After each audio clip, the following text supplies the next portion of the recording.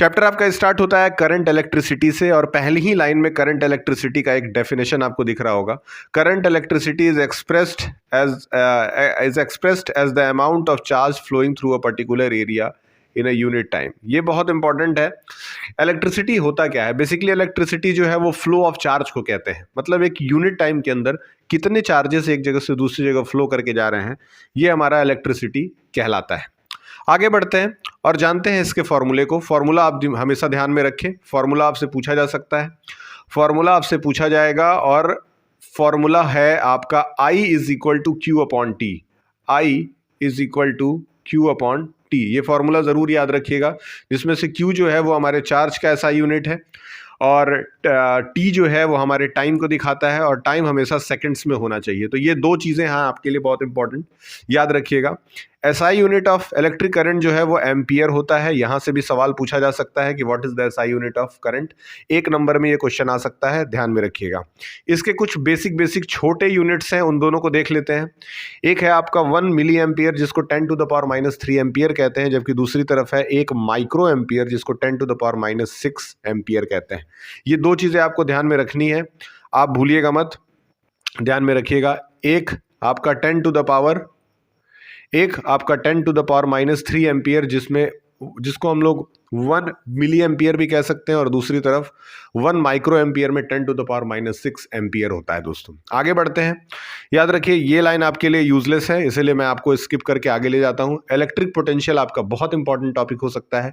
Electric potential क्या कहता है, जरा ध्यान से समझते हैं। इलेक्ट्रिक पोटेंशियल के accordingly electric potential difference between any 2 point in the electric circuit carrying some current is the amount of work done in moving unit charge from one point to another। यानी किसी एक point से दूसरे point तक किसी charge को अगर आप ले जाते हैं तो उस कंडीशन में जितना अमाउंट ऑफ वर्क डन होगा वही हमारा क्या कहलाएगा, इलेक्ट्रिक पोटेंशियल या फिर पोटेंशियल डिफरेंस कहलाएगा। ये बहुत इंपॉर्टेंट है। इलेक्ट्रिक पोटेंशियल को हम लोग नापते हैं वोल्ट में और V निकालने का फॉर्मूला होता है आपका W/Q, यानी कि work done upon charge. Work done upon charge याद रखिएगा 1 वोल्ट में 1 जूल/1 कूलम्ब आता है और ये बहुत इंपॉर्टेंट हो सकता है। अगला पेज है दोस्तों इलेक्ट्रिक सर्किट का। इलेक्ट्रिक सर्किट के अंदर हम लोग बहुत अच्छी तरीके से जानते हैं, बचपन से ही हम लोग इलेक्ट्रिक सर्किट बनाते हैं घर में। इसमें एक तार लेते हैं, एक तार लेकर के उसमें एक सेल कनेक्ट करते हैं और एक बल्ब कनेक्ट करते हैं और उसके बाद एक इलेक्ट्रिक पूरा का सर्किट बन करके तैयार होता है। वहां में नहीं जाना है, सर्किट बनाना भी नहीं है आपको पहचान करना है। पहचान यानी कि इलेक्ट्रिक सेल को आप कैसे पहचानेंगे, ये आपका इलेक्ट्रिक सेल का सिंबल हो गया। बैटरी को आप कैसे पहचानेंगे, ये आपका बैटरी का सिंबल है जिसमें पॉजिटिव नेगेटिव आपको दिख रहा है। जो ये लंबी वाली लाइन दिखती है दोस्तों, ये होता है हमारा हायर पोटेंशियल, इसको कहते हैं हायर पोटेंशियल। ध्यान में रखिएगा, हायर पोटेंशियल। जबकि ये जो छोटी वाली साइन है ये हमारा होता है लोअर पोटेंशियल। क्या होता है? Lower potential. एक दो और चीज़ें जो मैं आपको बता दूं, जैसे 1 कूलम्ब पे जो चार्ज होता है, 1 कूलम्ब के अंदर 6.25 इंटू 10⁻18 इलेक्ट्रॉन्स होते हैं, ये नहीं भूलना है। और 1 कूलम्ब में जो हमारा चार्ज होता है दोस्तों, याद रखिएगा, एक इलेक्ट्रॉन के ऊपर जो हमारा चार्ज होता है वो होता है 1.6 इंटू 10⁻19। ये बहुत इंपॉर्टेंट है, इसको ध्यान में रखिएगा। आगे बढ़ते हैं और देखते हैं आगे क्या बताया जा सकता है। दूसरी तरफ है आपका एक प्लग और एक स्विच, ये आपका सिंबल है। प्लग की और स्विच जिसको एक में ओपन लिया गया है और दूसरे में क्लोज लिया गया है। अगला है वायर जॉइंट, जहां पे 2 तार एक साथ जुड़ता है, वो भी सिंबल आपको ध्यान में रखना है।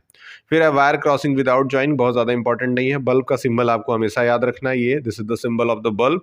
रजिस्टर आपको याद रखना है क्योंकि रेजिस्टेंस आपको क्वेश्चंस में भी आएंगे।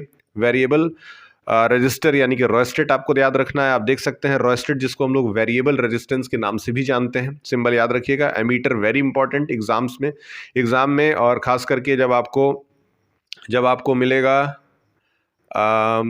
पेपर मिलेगा तो उसमें आपको ये ए लिख करके जो सिंबल दिया रहेगा तो आप समझ जाइएगा कि ये एमीटर का सिंबल है। आपको भूलना नहीं है ये किसका सिंबल है दोस्तों, एमीटर का सिंबल है।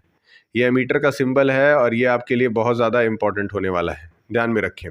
उसके बाद आपका आता है वोल्टामीटर, ये आपका वोल्टामीटर का सिंबल है जिसको हम लोग V से बेसिकली डिनोट करते हैं and it is one of the most important, क्योंकि सर्किट के अंदर जब आपको सर्किट बना के दिया जाएगा तो उसमें कहीं बीच में जो है वो एक वोल्टामीटर अटैच्ड रहेगा। तो ये आपको पहचानना होगा कि वो वोल्टामीटर कहाँ अटैच्ड है। इस तरीके से रेजिस्टेंस बना के दे दिया जाता है। आगे देखते हैं, one of the most important part of this chapter is Ohm's law. Ohm's law को हम नहीं भूल सकते और इसको इग्नोर भी नहीं किया जा सकता, क्योंकि many of the times this question has been asked. तो आइए ओम्स लॉ जान लेते हैं। Ohm's law, according to the Ohm's law, current I through a conductor is directly proportional to the potential difference. Current I जो है वो directly proportional है potential difference के, यानी कि V is directly proportional to होता है I, और V इज इक्वल टू हो जाता है I into R. Very important concept of this chapter, आपको ध्यान में रखना है। Resistance is a property of a conductor to resist the flow of current through it, यानी कि रेजिस्टेंस जो है वो हमेशा करंट को अपोज करता है, यानी कि फ्लो करने से रोकता है। इसके बाद दोस्तों, रेजिस्टेंस से रिलेटेड जो फॉर्मूला है, तो R इज इक्वल टू होता है V अपॉन I, और उसी तरीके से V इज इक्वल टू हो जाता है I इंटू आर, और R इज इक्वल टू हो जाता है V अपॉन I। ये तीन फॉर्मूले हैं, आपको बिल्कुल भूलना नहीं है, ध्यान में रखना है। आगे बढ़ते हैं और देखते हैं आगे क्या है। आगे आता है रजिस्टिविटी, वेरी इंपॉर्टेंट। रजिस्टिविटी क्या है बेसिकली, अब सपोज आपके पास ये लंबा वायर था जिसका रेजिस्टेंस कुछ R था। आपने क्या किया, इस लंबे वायर को छोटे छोटे पीसेस में डिवाइड कर दिया। You are dividing it into the simpler pieces. अब इसमें से एक पीस ले लिया गया, ये जो है इसका जो रेजिस्टेंस होगा यानी ओम्स में, वो रजिस्टिविटी कहलाएगा। Very important. तो आपको हमेशा याद रखना है कि जो हमारा रेजिस्टेंस है वो कुछ 4-5 चीज़ों के डायरेक्टली प्रोपोर्शनल होता है। मैं आपको यहाँ से दिखा देता हूँ थोड़ा स्पेस बना करके।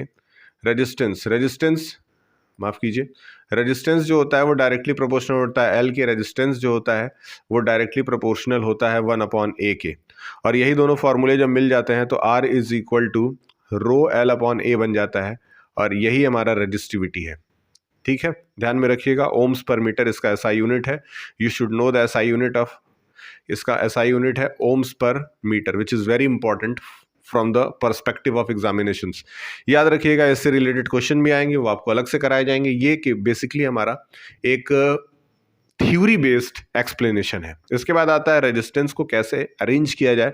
तो रेजिस्टेंस को अरेंज करने के दो तरीके होते हैं। पहला तरीका होता है सीरीज में, जिसमें R is equal to R1 plus R2 plus R3 लगाते हैं। दूसरा होता है आपका पैरेलल में। पैरेलल जो होता है 1/R is equal to 1/R1 plus 1/R2 plus 1/R3 होता है। इन दोनों में से किसी पे भी एक सवाल आ सकता है, ध्यान में रखिएगा। टेंशन लेने की ज़रूरत नहीं है, आप केवल फॉर्मूला याद रखिए, सवाल में आपको लगवाऊंगा तो आपको क्लियर हो जाएगा। इसके बाद आपका आता है दोस्तों heating effect, very important topic. तो बेसिकली जो हीट है, हीट डायरेक्टली प्रोपोर्शनल होता है I के स्क्वायर के, और हीट डायरेक्टली प्रोपोर्शनल होता है R के, और हीट है ये, माफ़ करिएगा, और हीट डायरेक्टली प्रोपोर्शनल होता है T के। तो इसीलिए H इज इक्वल टू बनता है I square into R into T। ये आपका फॉर्मूला बन जाता है, ध्यान में रखें। H इज इक्वल टू बन जाता है I स्क्वायर RT, ध्यान में रखिएगा, ये बहुत इंपॉर्टेंट है। आगे बढ़ते हैं और हीट को हम लोग वर्क से भी दिखा सकते हैं, यानी कि अगर कहीं W लिखा हो, वर्क लिखा हो, तो आप समझ जाइएगा उसका भी फॉर्मूला I स्क्वायर RT ही होता है दोस्तों। याद रखिएगा, इसका भी फॉर्मूला I स्क्वायर RT ही होता है। टेंशन नहीं लेने का, आगे बढ़ने का, ठीक है। इसके बाद है प्रैक्टिकल एप्लीकेशंस। तो कहाँ पे हीटिंग इफेक्ट का इस्तेमाल करते हैं? 3 चीज़ों में बेसिकली हम हीटिंग इफेक्ट का यूज़ करते हैं। सबसे पहले आप देख रहे होंगे electrical appliances like laundry, iron, toaster, oven है, केटल है, इन सब चीज़ों में भी इलेक्ट्रिक हीटिंग इफेक्ट का यूज़ है। हीटिंग इफेक्ट का मतलब है कि आप स्विच ऑन करते हो, कुछ समय के बाद ये अप्लायंसेस जो हैं वो हीट प्रोड्यूस करके आपको देते हैं। इसके बाद आता है the concept of electric heating which is use to produce light. ठीक है, कई ऐसे हमारे एप्लायंसेस हैं जो हमें हीट के साथ लाइट भी प्रोड्यूस करके देते हैं।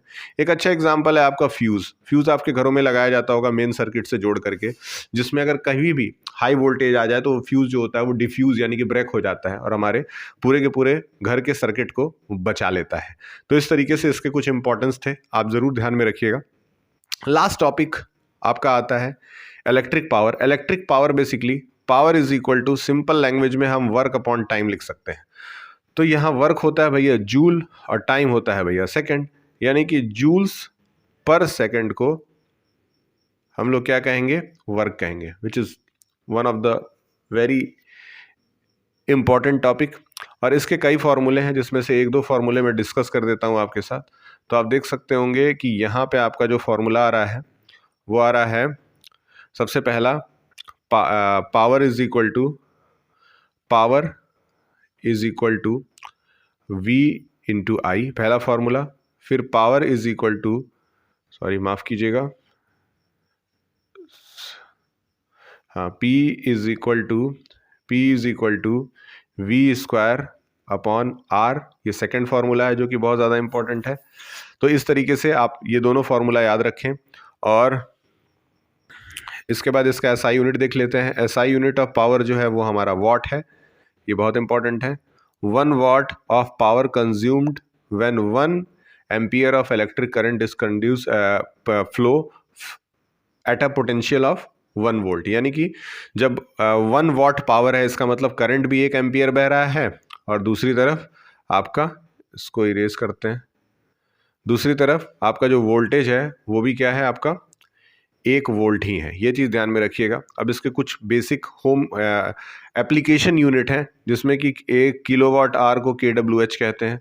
और यहाँ पे आप देख सकते हैं 1 किलोवाट आवर में 3.6 मेगा जूल इसकी वैल्यू होती है, ये ध्यान में रखिएगा। तो ये था आपके कुछ इंपॉर्टेंट टॉपिक। इसके अलावा जो एक दो चीज़ें आपको पढ़नी है वो ये हैं, कम से कम इस चैप्टर से आपको 20 न्यूमेरिकल्स ज़रूर लगाने चाहिए। 20 न्यूमेरिकल आप इस चैप्टर से ज़रूर लगा के जाएँ। दूसरा जो आपको करना है वो डेरिवेशन आप ज़रूर याद करके जाएं। सारे डेरिवेशन से एक बार ज़रूर देख लें, बिकॉज डेरिवेशन आपसे पूछ सकता है। तीसरा जो मुझे लगता है कि बहुत ज़्यादा इंपॉर्टेंट है वो है आपका सर्किट का डायग्राम। जितने भी सर्किट डायग्राम्स हैं आप उसको ज़रूर पढ़ के जाइएगा, वो आपसे पूछा जा सकता है। Circuit diagrams, circuit diagrams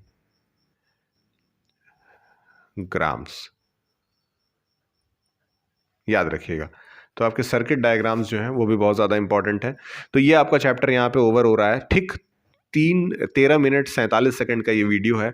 I hope कि आपने एंजॉय किया होगा, और अगले वीडियो में एक बार फिर से मिलेंगे इलेक्ट्रिसिटी के साथ, इलेक्ट्रिसिटी कह रहा हूँ, सॉरी माफ़ कीजिएगा, लाइट चैप्टर के साथ मिलेंगे, क्योंकि लाइट भी आपके लिए बहुत ज़्यादा इंपॉर्टेंट है एग्जाम के लिए। तो अगले चैप्टर में फिर से मिलते हैं, तब तक के लिए बहुत बहुत धन्यवाद।